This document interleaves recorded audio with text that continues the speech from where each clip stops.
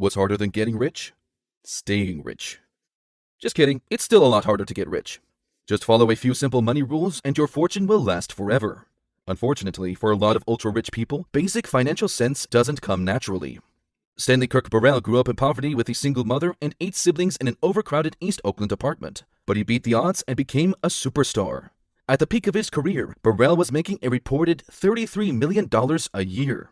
He set a new record for hip-hop album sales, became a fixture on television, appeared in international marketing campaigns, and won 3 Grammy Awards. 5 years later, he was filing for bankruptcy. MC Hammer had been, well, hammered. That's right, MC Hammer managed to gain and lose a fortune in just a few short years, and he's far from the only one to do so. Today we're looking at celebrities who managed to lose it all, and how you can learn from their mistakes. Tap that like button for the YouTube algorithm. And let's get started. We probably all assumed the king of pop left a fortune for his descendants, right? While Michael Jackson certainly appeared to live like a monarch, the reality was that the music legend died deep in debt. At the peak of his popularity, no one could touch Jackson in terms of money-making power.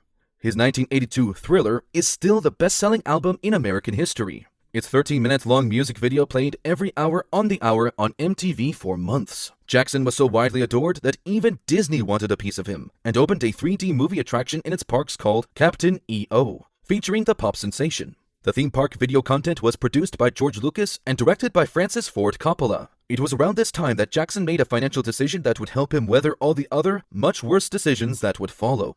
In 1985, he purchased ATV Music for a cool $47.5 million, making him the proud owner of the copyright to Beatles songs written by John Lennon and Paul McCartney. Ironically, the work of other music greats would fund his lavish lifestyle as he wasted his own fortune. Jackson's first financial slip-up was the purchase of the 2,500-acre Neverland Ranch in Santa Barbara County's wine country. It's estimated that Jackson spent about $17 million on the property, but that was just the beginning. Neverland Ranch was more than just a massive celebrity home. It was a fully functioning amusement park. The property included 3 railroads with working trains, a zoo, a 50-seat private theater, and dozens of rides, including a Ferris wheel, carousel, zipper, roller coaster, and bumper cars. Jackson spent over $30 million building his private entertainment complex around the 13,000-square-foot French Country main house. This was a huge mistake. He could have visited any theme park as often as he wanted and skipped all the lines for a lot less than what he spent every year just paying the staff to maintain his estate. Upkeep on Neverland was estimated to cost $5 million per year when the complex was in full operating order. He could have taken his 170,000 closest friends to Disney World for the same amount. The lesson to be learned here? Consider all the ongoing costs involved in your purchases. It's too easy to fall into the trap of purchasing absolutely unnecessary things, like a boat, a timeshare, or a gigantic mansion for a family of 3. Michael Jackson's financial troubles kicked into overdrive with the 1993 bombshell of allegations regarding how he treated children. Jackson spent an estimated $200 million in hush money to settle lawsuits and silence accusers over the next 2 decades. I don't think I need to point out the lesson here, though. In 1995, Jackson signed a deal with Sony to merge ATV with Sony's library of songs and sold Sony Music publishing rights for $95 million. Then in 2001, he used half of the ATV assets as collateral for a $200 million loan from Bank of America. While he was leveraging his income-generating capital to obtain borrowed funds, Jackson was living like a billionaire.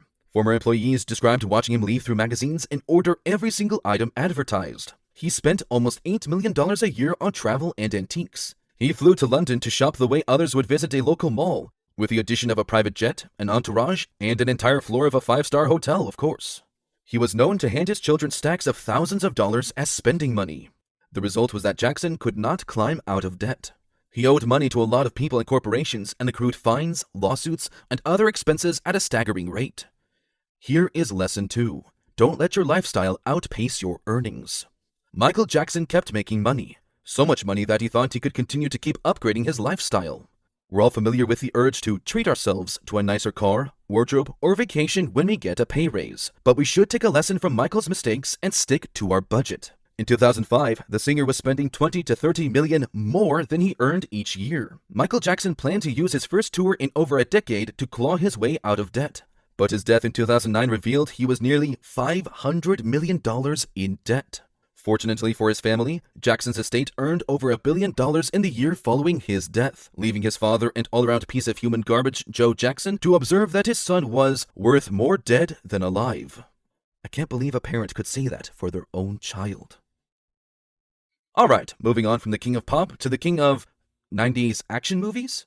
Nicolas Cage was a box office favorite, thanks to roles in films like Leaving Las Vegas, Face Off, The Rock, and Con Air. The Hollywood star brought in nearly $30 million per film in his heyday, and seemed nearly unstoppable, reaching an entirely new generation of moviegoers with hits like National Treasure. It's estimated that Cage's fortune scraped the ceiling at over $200 million. Still, in 2009, the IRS slapped him with a $6.2 million tax lien. He faced foreclosure on multiple properties and filed a lawsuit against his money manager. Let's look at exactly how one of the highest-paid actors in the world ended up in such severe financial trouble. Cage chose to invest mostly in real estate, purchasing 15 luxury properties, including a $25 million waterfront home in Newport Beach, California, 2 European castles, and even the infamous La Laurie Mansion in New Orleans, dubbed the most haunted house in America. Oh, and a couple of private islands, too. Real estate isn't a bad investment, but Cage owned over a dozen private residences, multi-million-dollar homes that were not bringing him a dime of income. Let's stop for a moment and learn the lesson here. Make investments that will make you money. Nicolas Cage didn't make money off his real estate investments. Most sold for less than he paid for them, and he spent millions on renovations, upkeep, and staff. Keep that in mind when you're considering investing in a second home. Having a vacation house that is unused 50 weeks out of the year means a lot of lost income.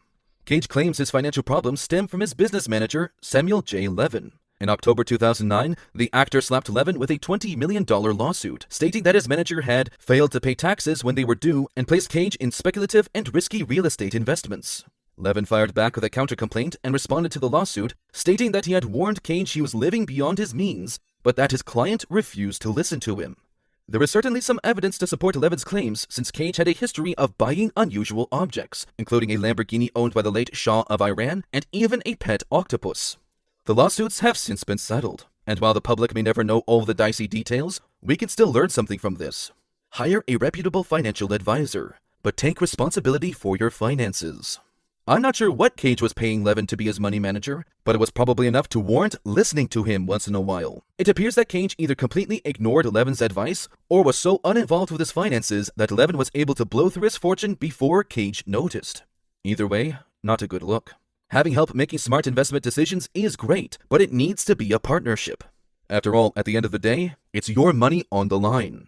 Nicolas Cage has sold some of his properties and other assets, like his Action Comics #1, to pay off debts. He has famously taken lots of roles, regardless of their artistic merit, in recent years to restore his financial freedom. I'm happy to report that this proved to be a wise financial decision, since Cage said last year that he is officially debt-free. With some planning, discipline, and a subscription to this channel, I believe anyone has a fighting chance against debt. Speaking of fighting, there's another celebrity who has been through a roller coaster of financial highs and lows.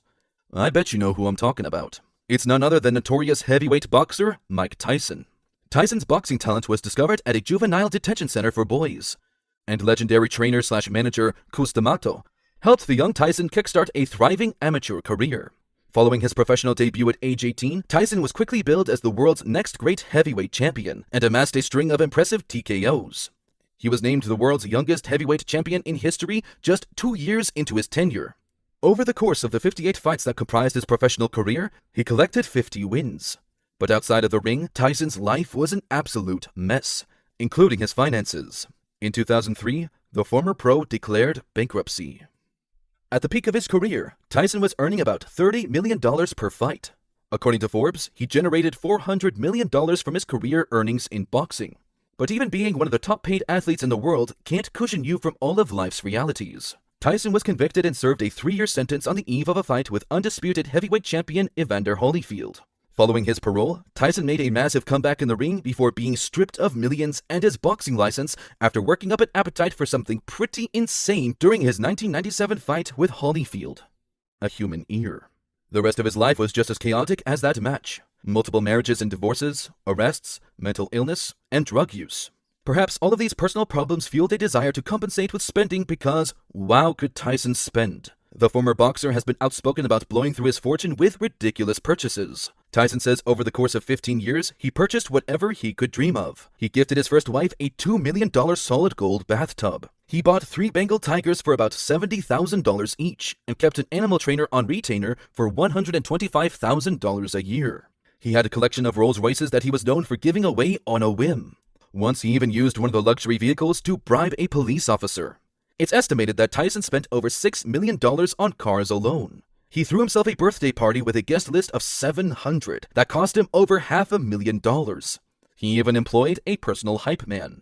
Combined with his spending, legal fees ate up what remained of Tyson's fortune, and he was forced to file for bankruptcy, nearly $23 million in debt. Within 2 years, the boxer stepped out of the ring, claiming he had lost his passion for the sport.